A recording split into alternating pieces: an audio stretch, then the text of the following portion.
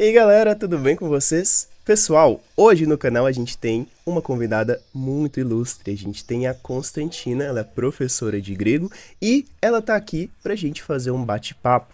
A gente está iniciando um novo quadro aqui no canal, que é um quadro de entrevista de professores criadores de conteúdo de idiomas.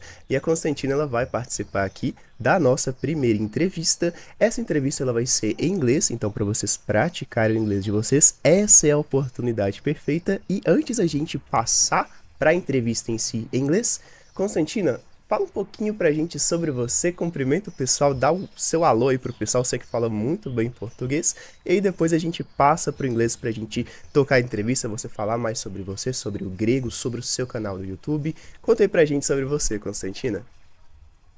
Oi, pessoal. Primeiro, muito obrigada para a invitação. Eu sou Konstantina, tenho 27 anos, sou grega, sou professora de grego, criadora de conteúdo também, e adoro as línguas, como parece muito. Sim, Que legal, que legal. Deixa pra gente o seu canal no YouTube aí, como que ele chama, a gente vai deixar aqui na tela, em algum lugar pra vocês darem uma olhada. ok, se chama Greek with Con. Greek with Com, pessoal, vocês que querem aprender grego, vão lá no canal dela. E não só vocês que querem aprender grego, mas também você que quer aprender inglês, quer melhorar o seu inglês e outros idiomas. A Constantina, ela fala várias línguas, não é mesmo? Obrigada. Sim, eu gosto muito as línguas. Legal, legal. Agora em diante a gente vai passar para o inglês, tá, galera? Então a gente vai ativar as legendas aqui e fica aqui um bom exercício para você treinar o seu inglês. Então, let's get started and starting by our first question, Cole. Tell us about your passion about languages. Why did you start learning different languages being a Greek person? Okay, basically, this is a long story. It started at university where I first discovered the foreign languages. Basically, I already knew Latin from university and school, so it was much easier for me to learn Italian, Spanish, Portuguese because of the Latin roots. So when I discovered them, I was so excited that I was actually understanding many things. Mhm. So I started with Italian, then I passed to Spanish, then to Portuguese, and this was basically a great motivation for me that I was actually understanding. Nice, really nice. And what was the first language you started? Of course, after Greek, your mother tongue. What was the other one? Apart from English, because we learn English, basically it's obligatory in Greece at public schools. And then I went to a private school as well to learn English. So that was my second language. And then the first language that I learned by myself, apart from a little Turkish that I was watching some series and I was memorizing, but if I have to count, the first language that I actually started learning was Italian. Italian. Okay. Yeah. I don't know if it's from my head, but I see some similarity in some specific Italian words with Greek, and also a cultural similarity from Greek people to Italian people. Do you guys have some similarities in terms of languages or in terms of culture, in terms of food? Tell us about that. If I'm not like crazy about that. No, you're right, actually. We are very close. So, of course, we have many similarities in the food as well. We have an Italian influence. And in the language, like many furniture in Greek, for example, are of Italian origin. So we have many similar words, and we share many cultural stuff as well. Since we are so close, it's normal, I think. Mm-hmm. Great. There are some words. Are there some words from Greek that you consider similar not only to Italian but to Latin languages in general? Tell us. Yeah, there are many, especially in the science field, like philosophia, philologia, astronomia. All of these are Greek. So there are so many that are actually almost the same or even the same exactly in Portuguese, Spanish, and Italian. And that's why it was easier for me to understand these words, basically.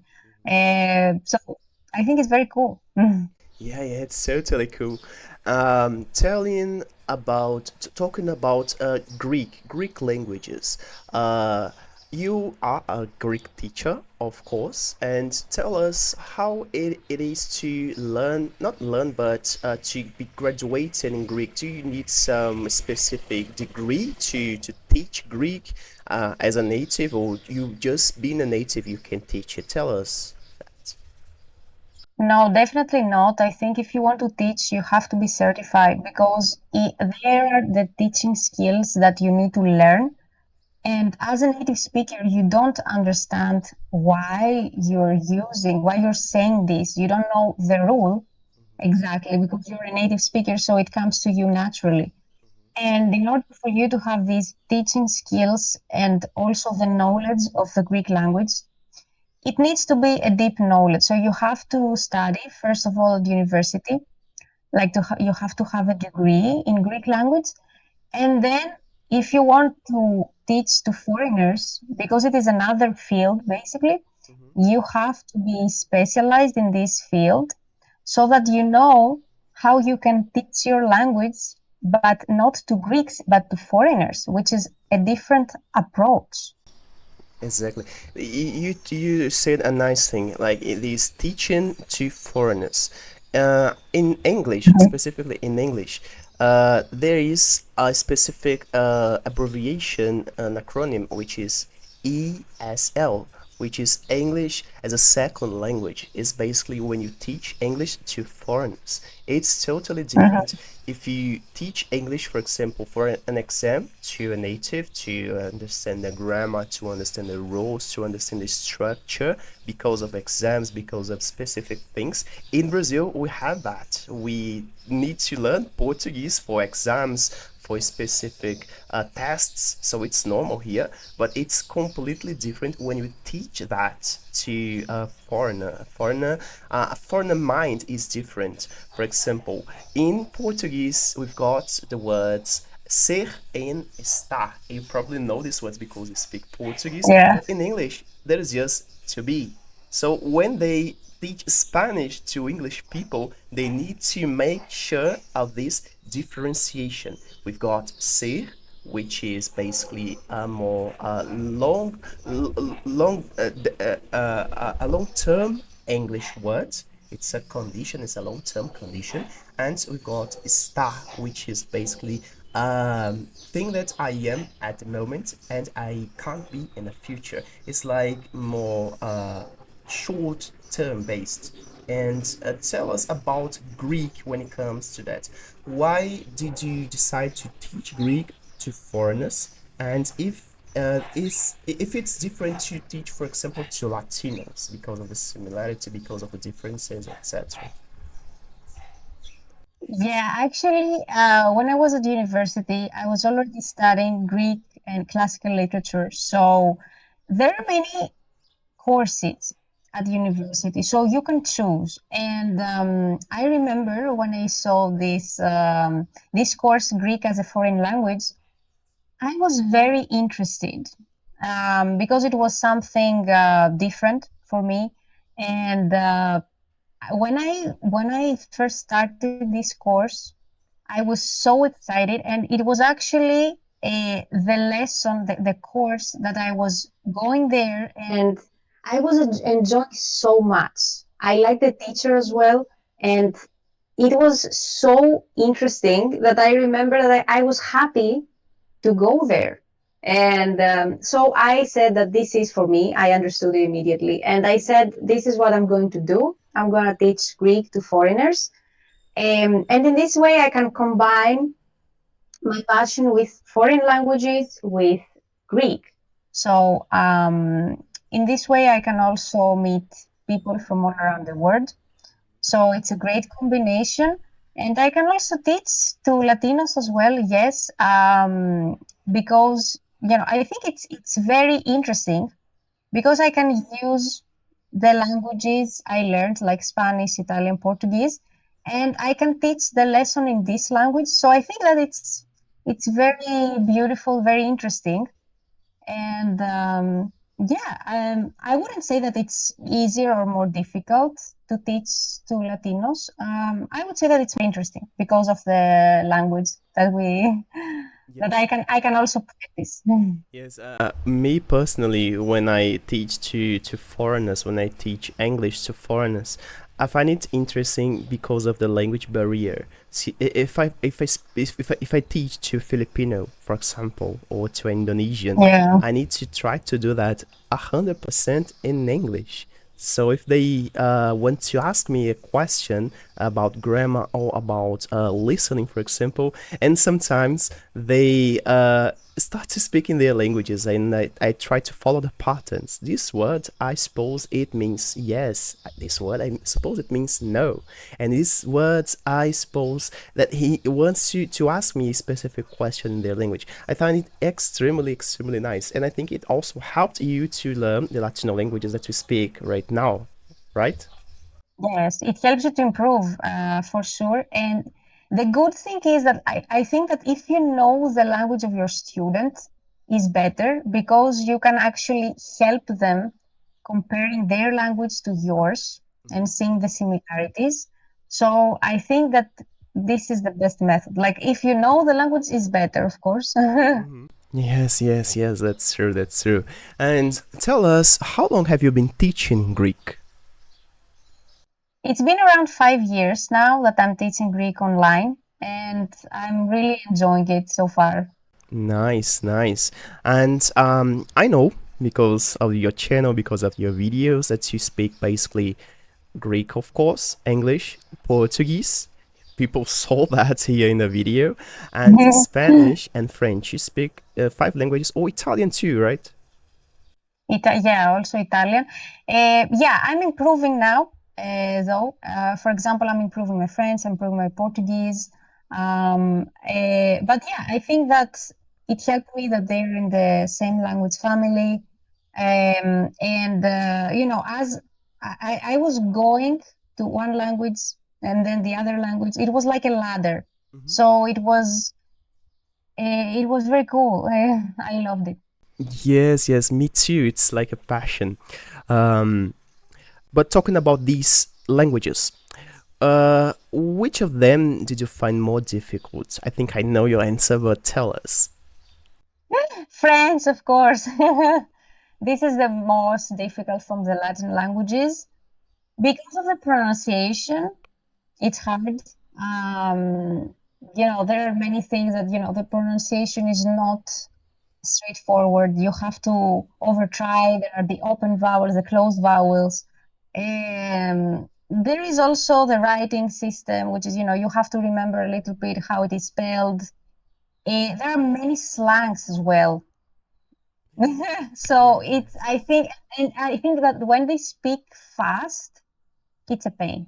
Yes, definitely. Yeah, I totally relate to that because even if I speak a Latino language, it's supposed to be easier to me. It's not that similar because the words, if I read them, they are quite similar to Portuguese, to Spanish, most of them, but their exactly. pronunciation are insane. Their pronunciation is completely insane because sometimes it doesn't seem logical to me in specific words. You basically need to assume the pronunciation is like that. The pronunciation here is the U, and the pronunciation in those combinations are U. And I need to memorize that and see the words and see also the liaison between the words. And I need basically to assume the pronunciation of some words that I'm not used to. And it happens all the time with French. Even if I speak French right now, I still struggle with specific words and with a specific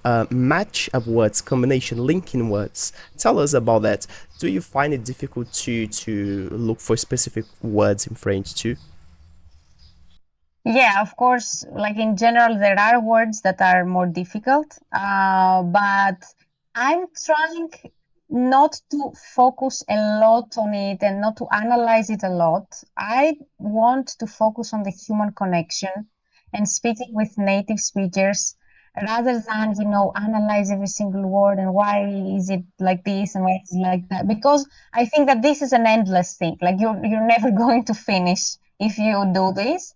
So in order for me to be motivated, I don't really like to do this and focus on the difficulty.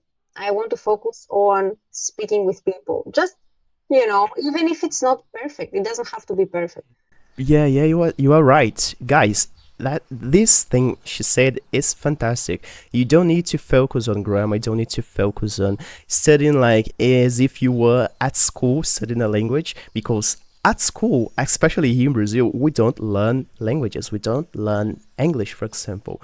Me, myself, I just learned languages by speaking with people, speaking to different people from different countries with different accents, and that's it's the magic on learning different languages, right?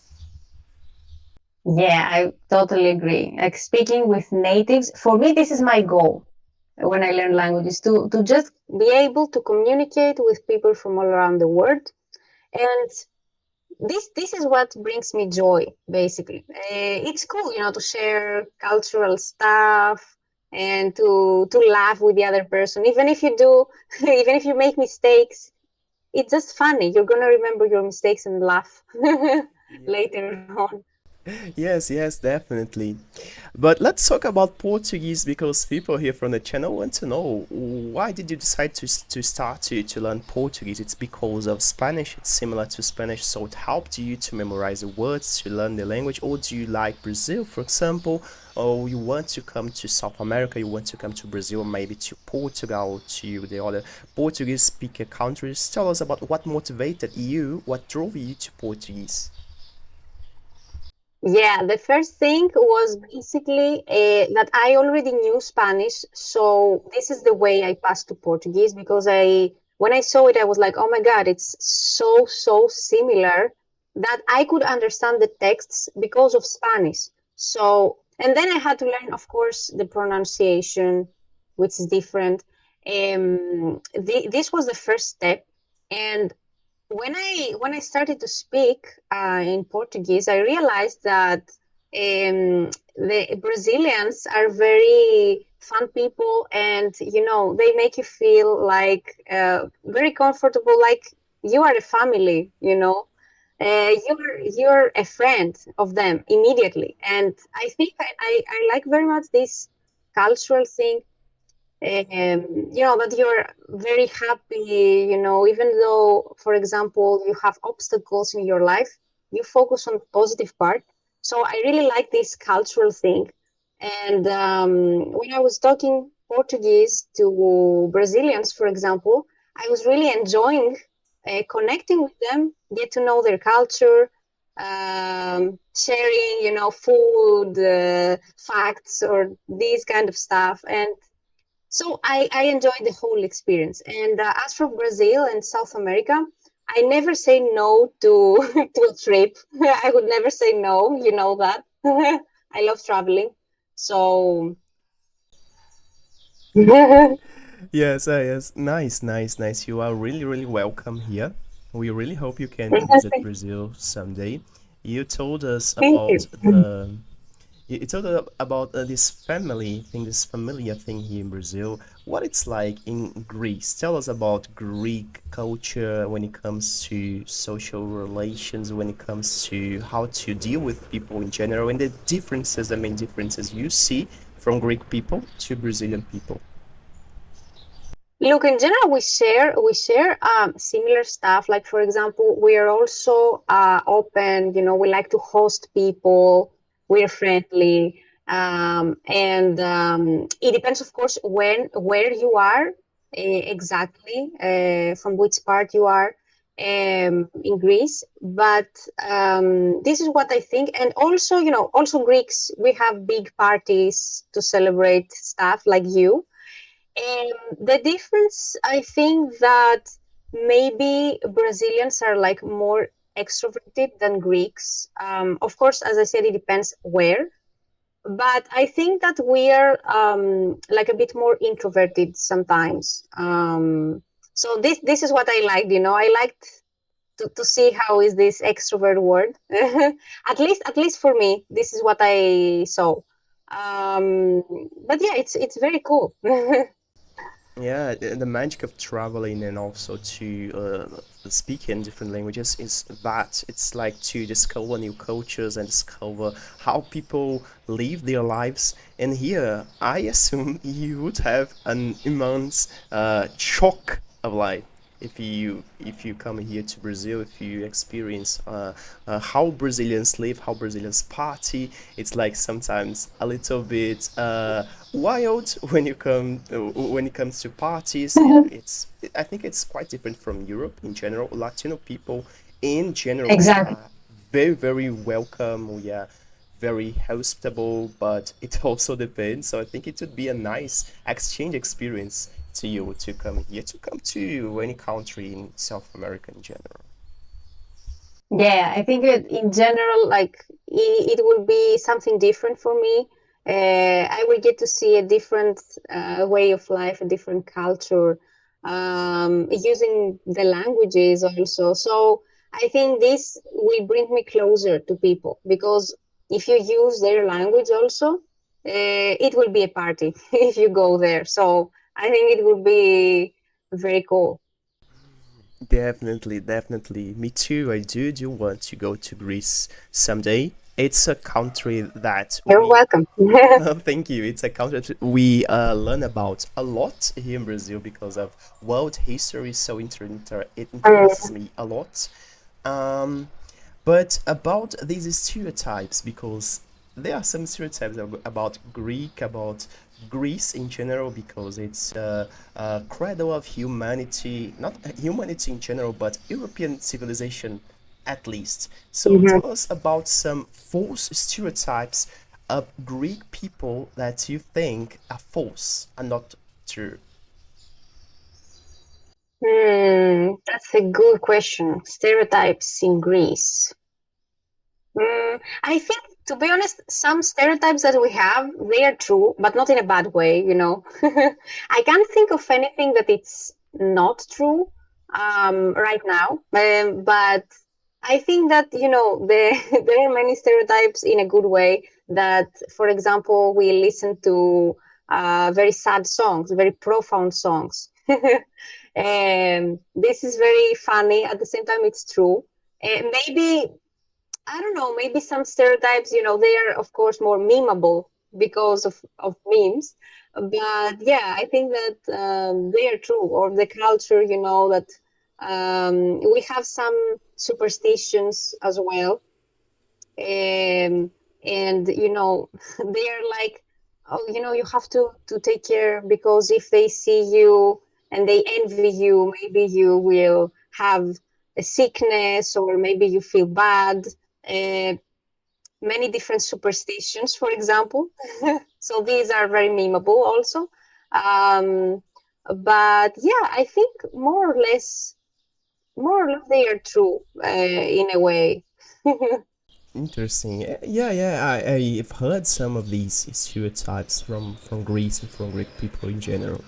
But Yeah. now, talking about the Brazilian stereotypes, tell us some Brazilian stereotypes that you guys have or had in Greece Mhm. that you changed or not, the ones who are real or not. Tell us about the Brazilian stereotypes.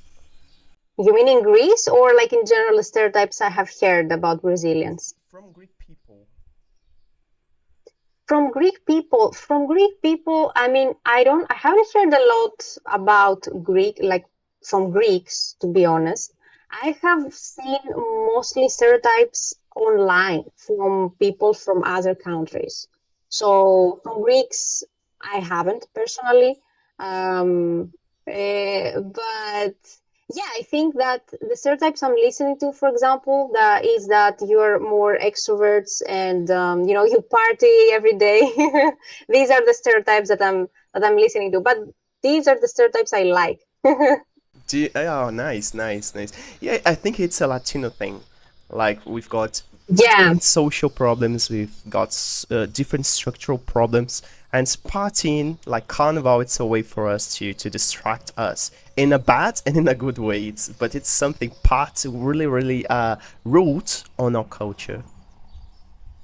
yeah, that's true. I mean, we also party in Greece, but I think that I don't know, I feel like you do like very big parties, and this is what you told me, that you're trying to focus on the positive way of life. And yeah, the carnival is also very very common, like we know it in Greece. So the beaches, like I imagine that this is like a very beautiful, the sea, the palm trees, everything. The scenery, I imagine that everything is beautiful. Yes, yes, yeah, you're right, you're right. Um, Now, coming back to the languages that you speak six languages. Do you have, for example, some events there in Greece where you can practice these languages? Because you mentioned that you learned languages by speaking to foreign people. Here in my city specifically, it's really, really hard to find foreign people to practice. So I only can talk to people from internet, like WhatsApp, or also those apps from exchange parties and things like that. About Greece, is it easy to find a foreigner there, or do you have those events where people go to bars and speak languages and things like that? I mean, of course, if you go to big cities, there are many tourists, but I haven't personally seen any group for language exchange in Greece, like any organized, that's like a meetup that foreign people meet up. I haven't discovered it. I don't know if it exists, maybe, but I don't think that it's so common like in other countries. And I would really like it to exist because I would love to do something like that. And I also talk with people online mostly. So I haven't personally experienced like an in-person meetup in Greece. Apart of course, I told you, like, you can find tourists, but I don't know if you can actually find something like this. Yeah, also I think sometimes it's different when you find a tourist who want just to explore the city, to explore the culture, Mm, and not necessarily interested in talking to you, practice languages with you. yeah, it's not the same. Yes, yes. And when you go to these events or when you talk to people who are genuinely wanting to learn your language or to exchange languages, so it's a little bit different, a different experience. Yeah, it is. But I wish that they actually do something about it. Maybe they organize something so that it will be great. People from different countries, from different continents also. It would be very interesting, I think. I don't know how common it is in Greece to be a polyglot. I don't know. Haven't met many polyglots yet, but maybe it's from my experience. But in general, they learn languages in Greece. Mhm. Not six languages, but they do. Yeah, okay, I am obsessed. So Yes, yes, I admire that because you're really, really obsessed with that, right? it's like a passion. If you start, you don't want to stop. It's a passion that it grows all the time for different languages. Curiosity also. But of course, I'm still improving in these languages, so it never ends. Let's say. Yes, it never ends. You are totally right. But also talking about languages. Now, what about now? Do you want to learn some other languages, or it's enough like the sixth one? Look, first of all, it's very hard to maintain many languages. I guess that you know what I mean. You have to practice all the time so that you maintain them. So it's very hard. Um, first of all, for now at least, I want to improve the ones that I'm studying currently. And later on, I don't know. Who knows? You never know. Also, before traveling, I usually I learn some basic words from the country I will go. But yeah, you never know. I don't have anything specific in mind, but like, why not? I have, I like to even, I have the curiosity to see different languages, like Asian languages, for example. I think it's interesting to see something completely different, a different structure, grammar, because you learn how to think in a completely different way. Yes, it's powerful. It's really, really powerful. Recently, I've started to learn Swahili. And Swahili, it's like a Bantu Oh, language. really? Yeah, and it's exactly what you said. You need to restart to learn how to learn a language, a foreign language, because it's different from it's different from all the European languages I speak and the ones I practice. You need to put together some specific syllables to form a different word, to form a different past tense or a future tense. So it's a way for you to restart how to learn a different language, how to learn in different cultures, how people communicate with these cultures. So it's a challenge, and it's a genuine challenge for you to try from scratch. I really, really recommend people. I really recommend you guys to try to do that, to learn languages, not only the European ones. Yeah, I totally agree with that. Basically, it's like reprogramming your mind to think in a different way. And it's not only about the language itself, it's a culture, it's a cultural thing. So if you speak another language, it feels like you open a new different world. And I think that you can understand me perfectly on that. Yes, yes, you are about to discover a new universe. But talking about these languages that are different from European languages, do you have a specific language in particular that you want to try? For example, Japanese, Mandarin, some languages like that. Maybe Indonesian or Thai. I think it's interesting. It's very different, and why not trying something? Yeah, Fantastic, really, really great. I think from Thailand you can go with English, of course, but it's interesting yeah. because it's a different alphabet, it's a different system of writing, and you Yeah. would definitely have to learn it completely from scratch, right? Yes, but it sparks my curiosity. If I don't know anything about the culture, the language, or maybe if I know, for example, because I've been to Indonesia, so it sparks my curiosity to just discover something more. So why not try to see this different thing? Yeah, yeah, it's a question. It's a question I ask to you guys. Why not learning different languages from these new cultures? Not only the languages that we need for work, like English, like Spanish, but some other languages that you are just interested in a culture. That it's a good question to ask. Yeah, it's not only about the language, it's about the culture. If you're interested to the culture, for example, learning the language will help you even more understand it. Yes, definitely. And now we are finishing on the interview. My last question, it's not necessarily a question. I want you to say something to Brazilian people, to our Brazilian audience about Greece, about learning languages, about Brazil. Tell us a message from a Greek teacher in Portuguese. Ok, primeiro eu estou melhorando o meu português, então, mas eu vou falar. Eu gosto muito do feito que tenho a oportunidade de falar com vocês, de conhecer a sua cultura, é, geralmente de compartilhar com vocês coisas. É, eu espero encontrar muitos brasileiros no meu caminho, nas minhas viagens, em pessoa, porque vai ser muito interessante. Sim, acho muito legal. Que bacana, que bacana, que bacana, que legal.